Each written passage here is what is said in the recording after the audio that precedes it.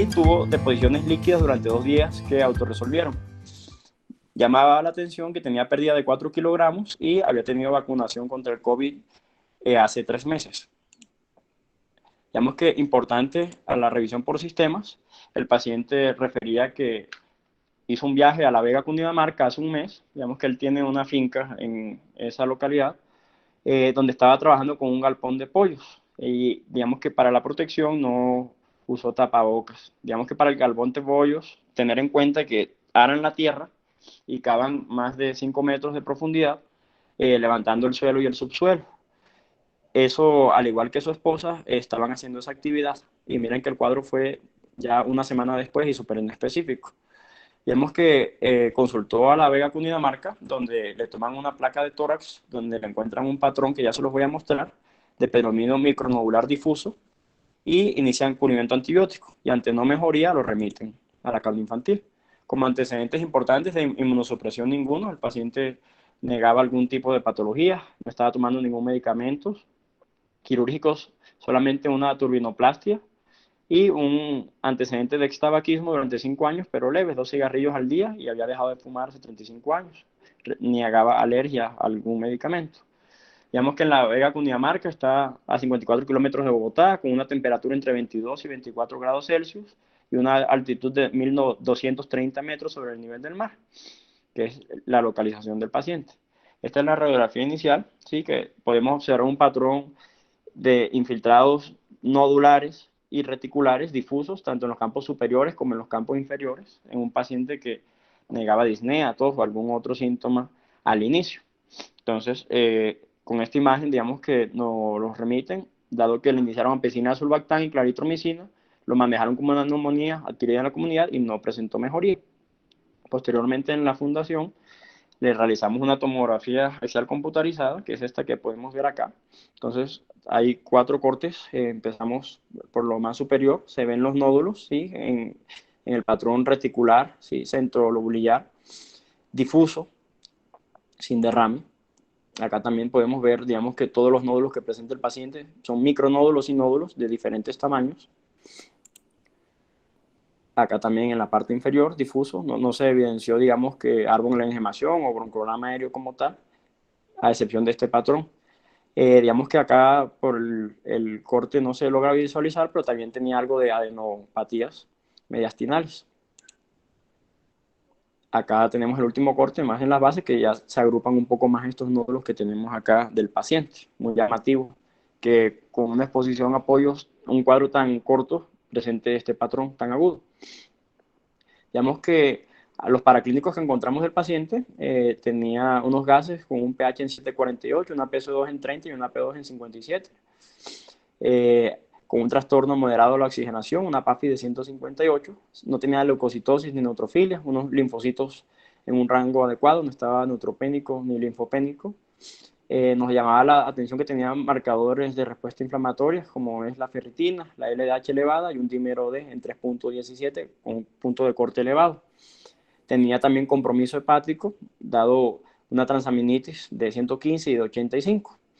Él, digamos que cuando llegó a la fundación, lo encontramos, estaba desaturado, de una vez con requerimiento de oxígeno a 3 litros, ¿sí? Y digamos que nos tocó actuar rápidamente, dado que el paciente ingresó a la unidad de cuidados intermedios, dado que presentó deterioro del patrón respiratorio y no tenía mejoría con antibióticos. Entonces, digamos que este es como el caso inicial en un paciente que el VIH le salió negativo, sin otro hallazgo significativo. Entonces, en cuanto al diagnóstico, vamos a hacer el enfoque de la histoplasmosis y luego a hablar del caso, para que lo recordemos todos. Entonces, lo primero es una pregunta para todos. ¿Qué pasó en el año 1905? Entonces, hablando de historia, en ese año fue que Panamá se independizó de Colombia. ¿Y por qué se independizó de Colombia? Porque digamos que se dieron cuenta que mediante la construcción del canal de Panamá podrían, digamos que, aliarse con Estados Unidos y poder, digamos que, hacer la independencia de Colombia y formar una república independiente. Pero ¿a qué va la relevancia con la histoplasmosis? Que el primer caso a nivel mundial de histoplasmosis fue descubierto en Panamá.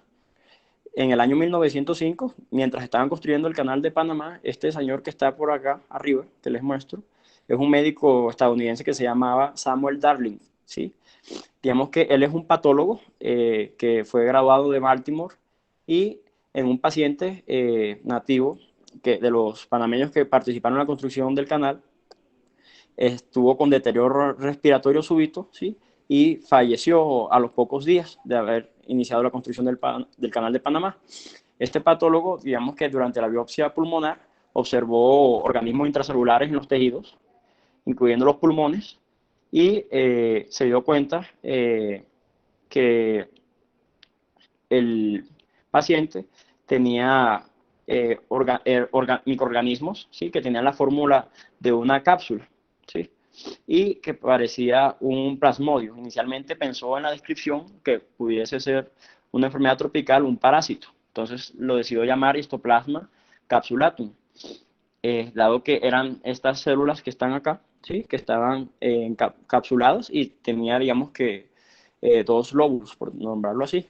Ya posteriormente, en 1912, se dieron cuenta que no era un parásito, sino un hongo, y le dejaron el nombre de Histoplasma capsulatum en honor a ese señor. Ya digamos que por historia, digamos que el patólogo falleció en un accidente de tránsito en la República del Líbano y se le dio el honor, digamos que inicialmente como si fuera un parásito, pero ya por el hongo a ese patólogo que lo descubrió.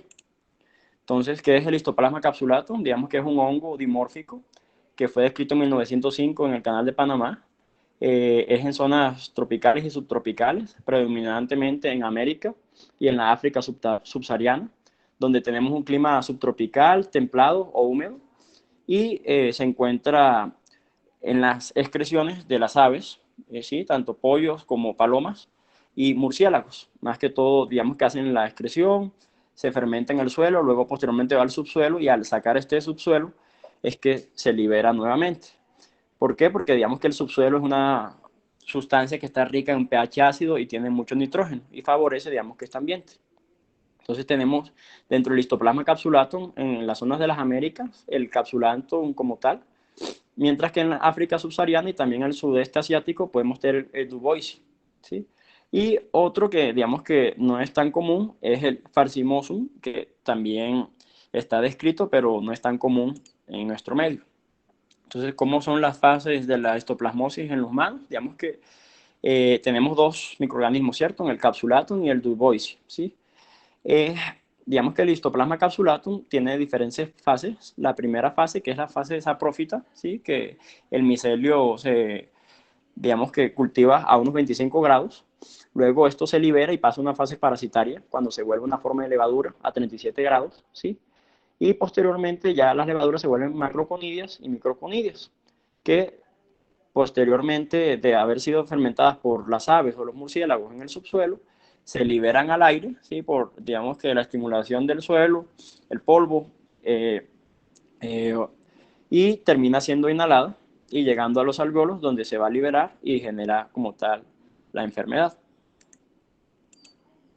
Entonces, tenemos como tal diferentes formas y tamaños. Lo primero que vamos a tener son las cifras septadas, ¿sí? Que son de 1 a 2,5 microgramos, ¿sí? Que van a estar en la tierra. Estas posteriormente IFAs van a tener, digamos que en la parte distal, microconidias, que son de 2 a 6 microgramos, ¿sí? Y luego las macroconidias, que son estas que son más grandes, van a tener un tamaño de 8 a 14 microgramos y surgen de las ramas laterales y de las terminales. Posteriormente, estas conidias van a liberarse, ¿sí? Y van a ser inhaladas por los humanos y van a ser la forma infecciosa. Luego de estar siendo inhaladas, van a llegar a los bronquiolos y van a pasar a la levadura y van a estar albergados en los macrófagos inicialmente. Entonces tenemos las microconidias, ya posteriormente las macroconidias y las formas de levaduras, que son las que van a estar, digamos que, atacadas y almacenadas por los macrófagos inicialmente a nivel de los bronquios y los alveolos. Entonces tenemos un ciclo de vida, ¿sí? Tenemos la forma ambiental, que tenemos el Histoplasma capsulatum, ¿sí? Que es el que va a estar en el suelo, en el subsuelo. Acá tenemos, digamos que los murciélagos y las aves o los pollos con la materia fecal, donde se va a fermentar. Posteriormente, digamos que va a ser expuesto, ¿sí? Por las diferentes actividades que se realicen para liberar los aerosoles y generar, digamos, que la inhalación de las partículas. Luego estas macroconidias y microconidias van a ser llevadas a los alveolos, donde digamos que la primera respuesta va a ser liberada por los macrófagos y va a generarse la respuesta, ¿sí? Posteriormente a los macrófagos, las células dendríticas y los linfocitos T ya de 2 a 3 semanas. Por eso digamos que el cuadro no es tan agudo, sino un cuadro más subagudo cuando empiezan a presentar los síntomas. Hay unos factores de virulencia que hay que tener en cuenta, entre ellos está el dimorfismo, la capacidad de supervivencia intracelular, la urasia y la modulación del pH, y la captación de hierro y de calcio. Y las formas de presentación, por lo general es más subaguda que aguda, luego de 2 a 3 semanas, puede tener también una reactivación o una reinfección. Y también tenemos la severidad de la enfermedad, que va a depender del tamaño del inóculo, del hospedero y de la virulencia de la cepa. Entonces, en cuanto a la respuesta inmune frente al histoplasma, entonces tenemos la inhalación de las esporas de microconidios, ¿sí?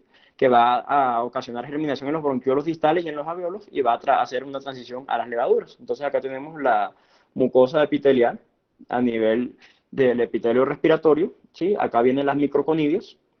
Posteriormente tenemos la respuesta de los macrófagos, que van a ser como las primeras células que van a tener la interacción con ellas, y van a fagocitarlas y hacen proliferación intracelular y posteriormente se va a liberar la respuesta inmune, que va a ser mediada por células T, interferón gamma, interleuquina 2 y factor de necrosis tumoral alfa. Eso va a generar encapsulación, fibrosis y calcificación y ya después se va a liberar el proceso, bien sea por reactivación, por diseminación hematógena o si el paciente está inmunosuprimido va a presentarse con una histoplasmosis aguda. Todo depende del nivel de exposición de esporas y de levaduras que el huésped pueda tener. Entonces, como tenemos inmunidad luego de los macrófagos, va a estar mediada por los linfocitos T, especialmente los CD4 y los macrófagos activados. Nos va a liberar el interferón gamma, interleuquina 12 y factores de necrosis tumoral. Digamos que puede estar en un estado quiescente durante muchos años y se puede reactivar cuando no tenemos tratamiento o cuando el paciente se encuentra en una inmunosupresión. En cuanto a los hospederos, digamos que en la mayoría como hospederos, no como forma de infectante, van a estar inmunocompetentes. Es más, se hizo un estudio con la población de Centroamérica que le hicieron a la mayoría de la población un test de histoplasma para mirar en piel y la mayoría tenían histoplasma capsulatum como reactivo en la piel, alrededor del 40% de la población. Sin embargo, no todos lo van a desarrollar.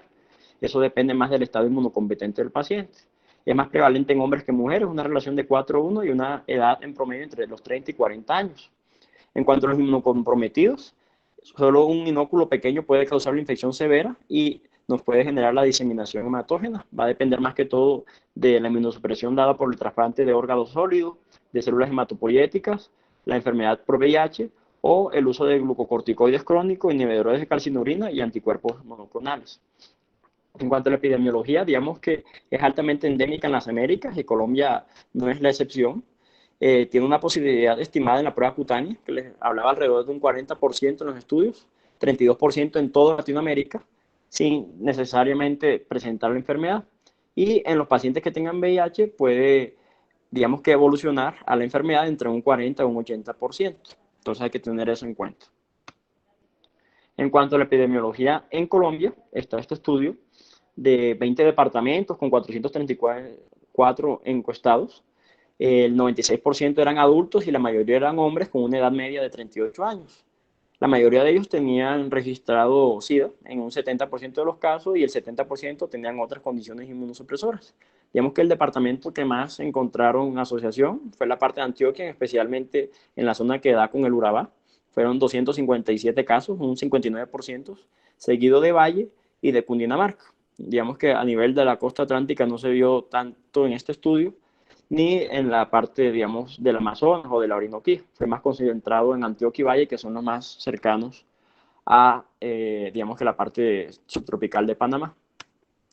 ¿Qué manifestaciones clínicas nos van a ver? Entonces, después de haber tenido inhalación de las microconidias, la mayoría, aproximadamente el 90% de las personas van a estar asintomáticas o van a estar autolimitadas. No hay como un síntoma cardinal para esta patología.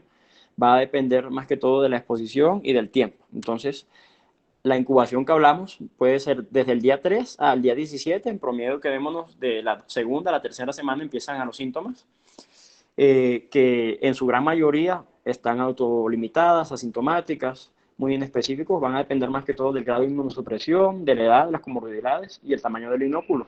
Recordemos, digamos, que nuestro paciente consultó por astenia, dinamia, artralgias, otros síntomas inespecíficos, hasta que le hicieron la plaquetora fue que vieron los micronódulos. En cuanto a la histoplasmosis pulmonar como tal, el 10% va a ser sintomática, puede ser con presentación aguda, capitaria crónica, una neumonía no complicada, hasta un SDRA y tener complicaciones asociadas como tal. Y la diseminada, ya digamos que es un curso más prolongado de 2 a 4 semanas, que puede, digamos que avanzar de ser aguda, subaguda, crónica y progresiva, y hasta más marcada por los niveles de CD4. Esto más que todo manifestaciones a niveles ganglionares y de la médula. Vamos a hablar entonces de la histoplasmosis pulmonar aguda como tal. Entonces, ya sabemos que alrededor del 10% de las personas van a desarrollar la exposición con síntomas agudos. Digamos que los síntomas característicos son flu-like symptoms, fiebre, tos seca, dolor torácico retroesternal, tipo pleurítico, disnea, ¿sí? Que puede ser como cualquier síntoma respiratorio viral o bacteriano, no tiene como que una característica en especial. Pueden tener fiebre, pueden no tener fiebre, ¿sí?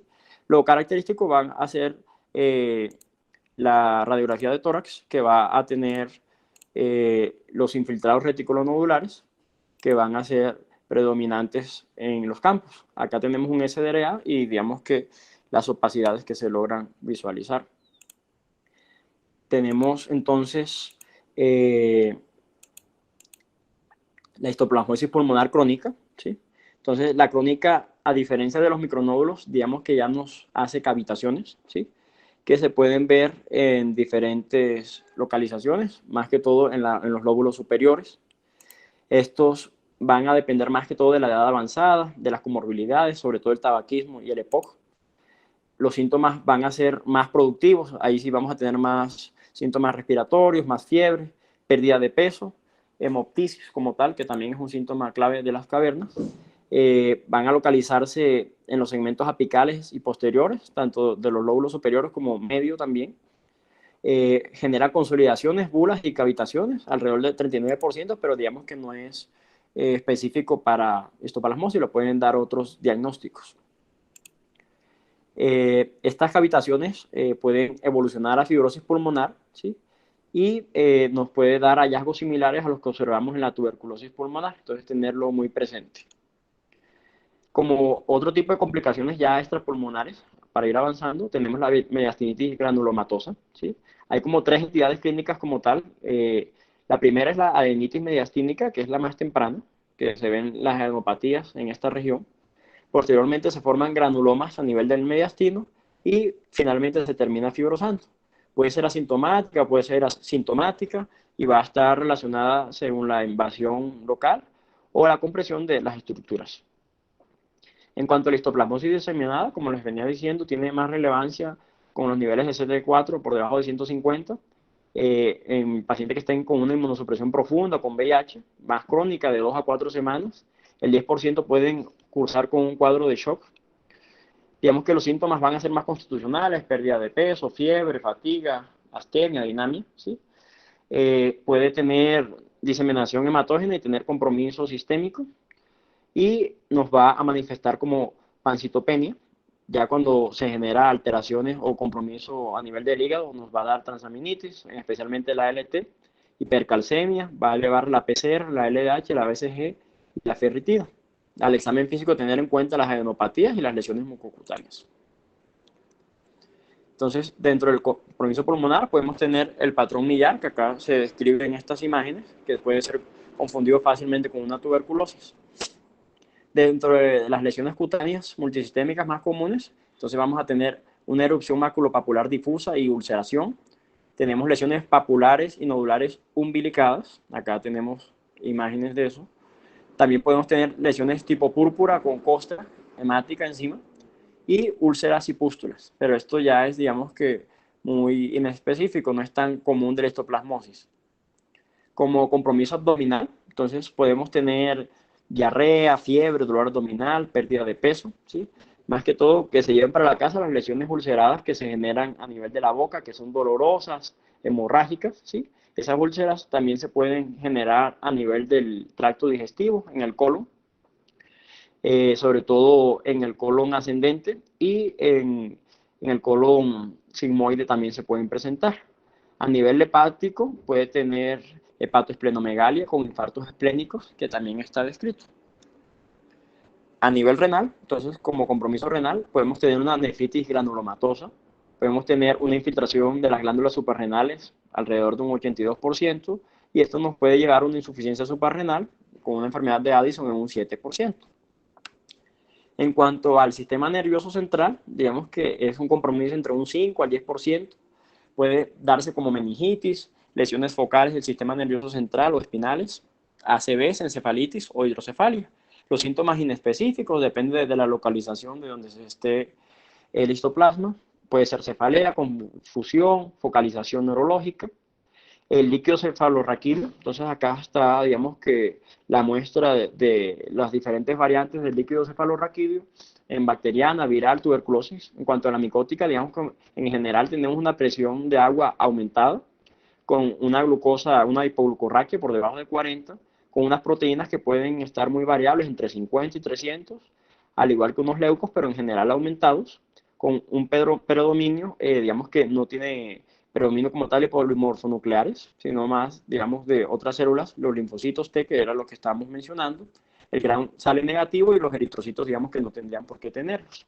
Y a nivel de resonancia o de imágenes, vamos a tener la lesión o la masa focal con un realce en anillo, que es la que observamos acá en la imagen. En cuanto al diagnóstico, entonces tenemos diferentes pruebas. El gold estándar es el cultivo, pero es algo que va a tardar mucho. Entonces tenemos que hacer pruebas para tomar conductas rápidas en cuanto al tratamiento, ya que esto puede deteriorarse rápidamente y requerir intubación o SDRA. Entonces vamos a hablar de las pruebas diagnósticas. Además del cultivo, la histopatología y la citología, ¿sí? Que hay que hacer fibrobroncoscopia para llegar a ello. Tenemos pruebas sanguíneas que podemos hacer tanto la serología como el antígeno urinario y pruebas moleculares. Estas, digamos que pueden hacer detección rápida, pero en los centros incluso de alto rendimiento o de cuarto nivel, como es la cardio infantil, el antígeno se demora hasta una semana, ya que lo mandan al Instituto Nacional de Salud. Entonces no es algo como para hacer el diagnóstico agudo, sino más que todo para hacer el seguimiento de la consulta. Entonces, ¿qué herramientas vamos a utilizar? Entonces, en cuanto a la histopatología, entonces los métodos convencionales, ¿sí? Mediante la fibrobroncoscopia, vamos a tener la visualización directa de las levaduras. Tenemos también las pruebas de anticuerpos o de antígenos para hacer la detección, ¿sí? Pruebas moleculares. Y esto, digamos que también nos puede orientar para la detección rápida, pero no está tan disponible y digamos que tiene una adecuada sensibilidad que podemos, digamos que tenerla en caso que el paciente esté en malas condiciones y no se pueda realizar una fibrobroncoscopia. En cuanto a los cultivos, que es el gold estándar, entonces tenemos diferentes formas de hacerlo. El crecimiento en general son de 2 a 8 semanas. Ya para este momento, digamos que el diagnóstico ya está establecido y digamos que el tratamiento también, bien sea empírico o dirigido mediante fibrobroncoscopia. Tenemos el agar con destroza de Saburá y tenemos, digamos que las colonias acá para el crecimiento del mismo. Entonces tenemos en color blanco o marrón con aspecto de gamuza algodonosa con un reverso amarillo marrón pálido y a 37 grados la transformación de la fase de moho a la fase de levadura. Tenemos también la tinción de azul con lactofenol, ¿sí? Que vamos a tener presencia de macroconidios y la histoplasmosis diseminada, que vemos el microorganismo en sangre en positividad de un 74%. Entonces, acá están, digamos que las diferentes pruebas y los diferentes cultivos. Acá se puede ver mediante moho o levaduras y la tinción de azul con lactofenol. En cuanto a la histopatología y la citología, entonces vamos a tener la presencia de células de levadura en el tejido, ¿sí? Digamos que es uno de los criterios diagnósticos de histoplasmosis comprobada, observar el histoplasma capsulatum intracelular, que acá se logra ver en sangre en una tinción de Wright. Tiene un tamaño entre 2 y 4 micro micras, y mediante las tinciones histoquímicas, que puede ser plata metamina o el azul o Gomorri, vamos a hacer la visualización del histoplasma. En cuanto a las pruebas de serología, entonces tenemos la titulación de anticuerpos que van a estar detectables de 4 a 8 semanas. Puede ser inmunodifusión, fijación de complemento o inmunoensayo enzimático. ¿Sí? Digamos que la sensibilidad y especificidad pueden ser variables. ¿Sí? Va a depender del estado, digamos que del paciente y de la incubación. Básicamente la inmunodifusión tiene a la exposición en banda un 80%. ¿Sí? La fijación de complementos, se pueden observar anticuerpos de levadura y micelio con títulos mayor a 1 en 32. Ya hablamos de positividad. Y si está mayor a 4 veces, ya digamos que es confirmatorio. Y el ELISA, que podemos tener IgM o IgG, que combinada nos da una sensibilidad de 96 al 98%. En cuanto a las pruebas de antígeno, entonces tenemos la detección del antígeno polisacárido mediante el ensayo de flujo lateral, una sensibilidad del 96 al 90%. Son rápidas, no invasivas, sensibles y específicas, sobre todo en la población con VIH y histoplasmosis diseminada. Tenemos la antigenuria alrededor de un 100% y la antigenemia un 92%. ¿Qué pasa? Que digamos que no son tan rápidas y no las tenemos, digamos que las podemos solicitar, pero el resultado se tarda porque no las toman en nuestro centro de referencia. Son muy prácticas, digamos que como para hacer el seguimiento en la consulta y el tratamiento ambulatorio, que ya se los voy a explicar. Y para tener en cuenta, puede hacer una reacción cruzada con otro tipo de micosis, sobre todo la blastomicosis, que puede salir positiva. En cuanto a la prevención, primero, la prevención está indicada en pacientes que estén inmunosuprimidos, especialmente los de VIH con un CD4 menor a 150, pero que tengan actividades que estén asociadas a mayor riesgo de histoplasmosis, como las cavernas, los galpones de pollos, o que manifieste el paciente que va a realizar algún tipo de actividad como la espeleología.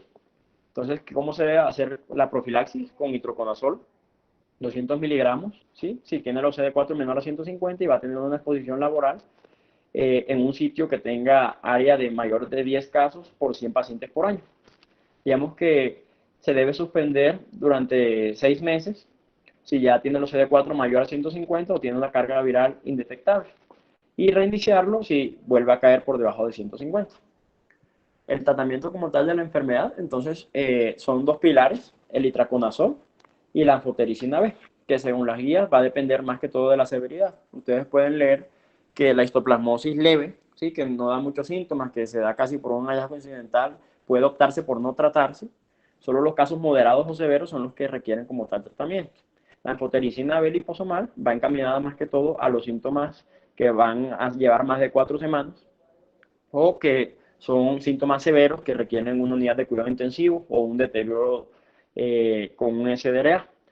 Se prefiere la anfotericina B liposomal, una dosis de 3 miligramos kilo IV al día durante 14 días.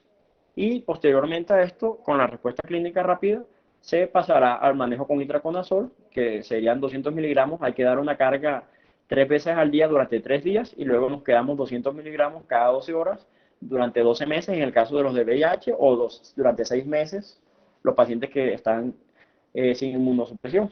Digamos que hay que tener en cuenta las interacciones de itraconazol con los antirretrovirales, con los IVPs y otros medicamentos, los niveles séricos que hay que medirlos a las 2 semanas, aunque realmente en la práctica no se hace, y que hay que administrar con los alimentos. Tener en cuenta el itraconazol que es hepatotóxico y en caso que eleve las transaminasas más de 3 veces por el límite superior, toca empezar a reducir la dosis o monitorizarlo. En cuanto al tratamiento, digamos, de la histoplasmosis diseminada, entonces en la meningitis por histoplasma, la anfotericina ya tiene una dosis más alta de 3 miligramos kilo diarios, que va ya no 14 días, sino de 4 a 6 semanas, y posteriormente el itraconazol hasta 12 meses, o resolución de los hallazgos anormales en el líquido cefalorraquídeo. Alternativas al itraconazol, que pueden ser menos hepatotóxicos, podemos tener el voriconazol, el posaconazol y el fluconazol, que están también con algo de evidencia. En cuanto al fracaso del tratamiento, entonces siempre que el paciente recurra al manejo farmacológico es que digamos que no se tomó el manejo como era, porque por lo general tienen buena adherencia a estos antifúngicos. En caso tal que el paciente recaiga, debe iniciarse nuevamente con anfotericina B liposomal, ¿sí?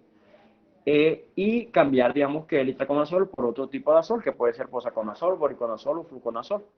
En cuanto a la prevención de recaídas, entonces tenemos la terapia supresora con itraconazol o la terapia de reinducción en las recaídas, a pesar de haber recibido una terapia adecuada inicial. Y en cuanto a los tipos, digamos, de poblaciones específicas, entonces tenemos el histoplasmosis pulmonar aguda, ¿sí? Que puede ser subaguda, de leve a moderada. Entonces, como les venía comentando, si los síntomas son menores de 4 semanas, incluso puede optar por no tratarse. Ya si lleva más de 4 semanas, solo con el itraconazol es suficiente. Y digamos que el manejo nos va de 6 hasta 12 semanas o incluso hasta 6 meses. Eso se va valorando en la consulta externa. Ya si el paciente tiene un cuadro moderado a severo, ¿sí? Que la clínica nos los va a ir dando, tiene la indicación de iniciar la anfotericina de 1 a 2 semanas, generalmente se da por 14 días, y luego se hace el paso a itraconazol, añadido a qué? A uso de corticoides, ¿sí? Debe estar con pulso de metilprednisolona, 1 miligramo kilo, por 1 a 2 semanas, junto a la anfotericina B. Estos son más que todos los pacientes que están en una unidad de cuidado intensivo, que tienen alto riesgo de hacer falla ventilatoria. Ya en cuanto a los pacientes que tienen ya histoplasmosis como tal crónica, con cavitaciones, el itraconazol debe continuarse hasta 12 meses mínimo. A nivel del sistema nervioso central, lo que hablamos de la anfotericina B, que la dosis ya es un poco mayor y el tratamiento ya va de 4 a 6 semanas. En cuanto a las que van diseminadas, también solo itraconazol por 12 semanas si es leve o moderado, o si es severa, anfotericina B seguido de itraconazol. Y digamos que en cuanto a la linfadenitis mediastinal, entonces si tenemos síntomas leves, menores de 4 semanas, puede no tratarse. Si tenemos síntomas en que nos puedan hacer beneficio del tratamiento, depende de lo que diga el paciente. Si son síntomas que ya están persistiendo, se puede dar prednisolona de 1 a 2 semanas y itraconazol. Y ya si son más de 4 semanas, sí o sí toca itraconazol de 6 a 12 semanas. Digamos que los granulomas mediastinales por lo general no se tratan, y si llegan a ser sintomáticos también es la misma recomendación. En cuanto a las broncolitasis o los nódulos pulmonares, no tiene como tal un tratamiento y se debe solamente hacer vigilancia. En cuanto a la continuidad del tratamiento, que es como un espectro que hay que tener en cuenta cuando suspender, entonces, en los pacientes que tienen VIH o cuando ya llevan más de un año de terapia con itraconazol, ya debemos valorar la posibilidad de suspender. Eso depende de la carga viral, de los CD4 y del aclaramiento microbiológico. Entonces, si tenemos histoplasma capsulatum fúngico, aquí se puede hacer la prueba y el antígeno en orina, ¿sí? Que acá como punto de corte dan menor de 4 unidades negativos, ya podemos valorar suspender el tratamiento. Y para reanudar el tratamiento, si nuevamente recae, eso digamos que con el paciente y la clínica podemos valorar si vale la pena solo profilaxis o tratárselo nuevamente. Y estos son como los puntos claves y los mensajes para llevarnos para la casa. Entonces, el histoplasma capsulatum, la Valencia capsulatum, que es la de las Américas, inicialmente era un parásito, pero finalmente se descubrió que era un hongo dimórfico. Son micosis endémicas que deben ser notificadas y reportarse. Son muy comunes en las Américas, sobre todo en Centroamérica y en esta zona tropical. La presentación clínica más habitual, y como la conocemos nosotros, es por la enfermedad pulmonar, que puede ser asintomática en un 90% de los casos y sintomática en un 10%, dependiendo del huésped y de su estado de inmunocomprometencia. Tendríamos que va a estar con síntomas más floridos en los pacientes que van a estar con VIH, con trasplantes de médula o de órganos, y el tratamiento les cambia en ellos ya que es más prolongado. En cuanto a los diagnósticos, digamos que ha mejorado con el antígeno de histoplasma en orina. Deberemos como luchar para tenerlo más disponible y evitar así fibrobroncoscopias o métodos invasivos o los cultivos que son tan demorados. A pesar de que sea el gold estándar, digamos que el tiempo que tenemos para el diagnóstico es muy prolongado y probablemente ya cuando tengamos el diagnóstico confirmado sea demasiado tarde. Y del tratamiento, entonces, para tener presente que siempre va a ser itraconazol en las leves moderadas, En las leves podríamos no tratarlo, en las moderadas con itraconazol, y ya cuando requieran UCI, anfotericina verisbosomal, 14 semanas, 14 días, junto a metilprednisolona, y luego hacer el paso a itraconazol de 4 a 6 semanas posteriormente. Y eso era lo que les quería mostrar. No sé si tienen alguna pregunta o quieren hacer algún comentario. Acá están los compañeros que nos acompañan de infectología también, que fueron presentes del caso, y Jason, que estuvo en Neumo también cuando estábamos en infectología, que también tenía los pacientes. Finalmente eh, se les dio salida posterior de una semana. El reto acá, digamos que de este caso, fue que la anfotericina liposomal y el litroconazol, el paciente fue elevando transaminasas hasta tener máximo 300 en los días posteriores, entonces nos tocó ajustar la dosis de litroconazol hasta que resolviera, digamos, que la elevación de las transaminasas y poder ajustar el manejo. Pero finalmente se fueron a la casa, fueron dos esposos que estaban con el mismo diagnóstico y en el momento siguen en la consulta externa con el manejo con el itraconazol. No sé si tienen alguna pregunta, algún aporte o dejamos la palabra acá a los invitados, si quieren hacer un comentario. ¿Qué tal, Hermes? Buenas noches. Yo quisiera preguntar una cosa respecto a la biodisponibilidad del itraconazol. Cuando uno revisa las guías, recomienda siempre que se recomienda de primera línea usar la suspensión antes que tabletas, pero la suspensión es más difícil de conseguir que las tabletas. Entonces, si realmente se abre una diferencia significativa en escoger suspensión o tabletas, o realmente no existiría una diferencia en la presentación del medicamento. Hermes, ¿te lo puedo contar? Buenas noches. ¿Sí? Hola, ¿qué más? Mucho gusto. Mi nombre es Alexander Salinas Feruz, de segundo año de Infectología Universidad de Rosario. Doctor Cristian, es que generalmente, generalmente uno, todos estos pacientes debe ya seguirlos con niveles. Eso es lo que está recomendado como tal. ¿Qué pasa? Aunque hay suficiente estudio, probablemente las personas que más saben de histoplasmosis están acá en Sudamérica y específicamente acá en Colombia. Esa es una gran limitación importante que tenemos. Esto ya no tenemos la forma de hacer niveles de manera comercial, porque de estudio sí se hace. Entonces, cuando uno tiene niveles, uno lo que busca es optimizar un poquito la farmacocinética y farmacodinámica de los medicamentos. Es muy claro que la presentación oral de tabletas, la clásica que conocemos, se sabe que hay una disminución de su absorción hasta un 30% en comparación a la presentación en suspensión. Y por eso algunos autores recomiendan que se dé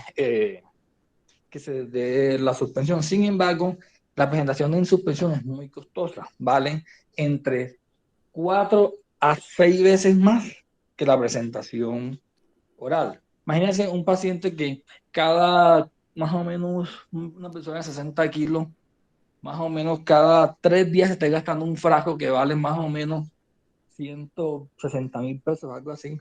O sea que este paciente casi que por semana, casi que por semana, cada 10 días de tratamiento corresponden como 300,000 pesos. ¿Qué pasa? Que en la gran mayoría de los países donde existe histoplasmosis, son países pobres y la gran mayoría de los manejos los hacen con medicación de tableta oral. Recientemente hay una presentación que es la presentación oral en cápsulas que ellos lo describen como SUBA. Esa es una manera farmacogenóticamente diferente que permite que esa absorción sea muy equiparable a la suspensión, incluso hasta un 10% superior.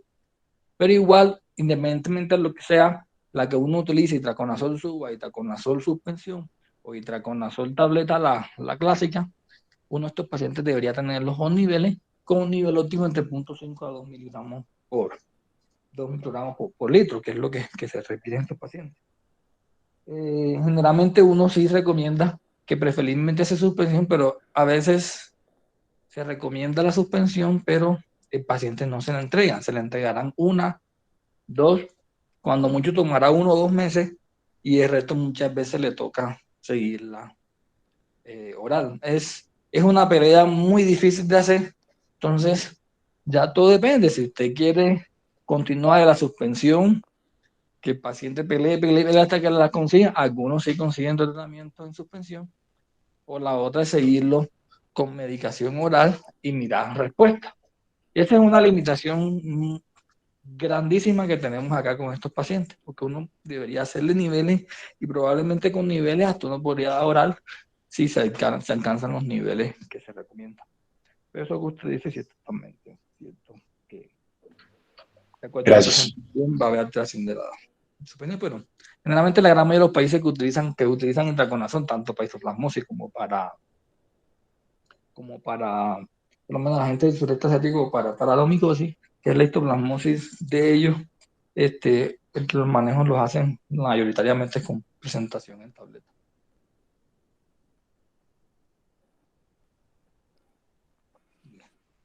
Algo que quería añadir a la presentación es que tengan en cuenta que la histoplasmosis pulmonar aguda puede ocurrir por dos cosas. El paciente tiene una inmunosupresión marcada, menos de CD4 menos 150, o el paciente presenta una carga de hongos tan grande que vence su sistema inmune, y eso nos puede suceder a todos.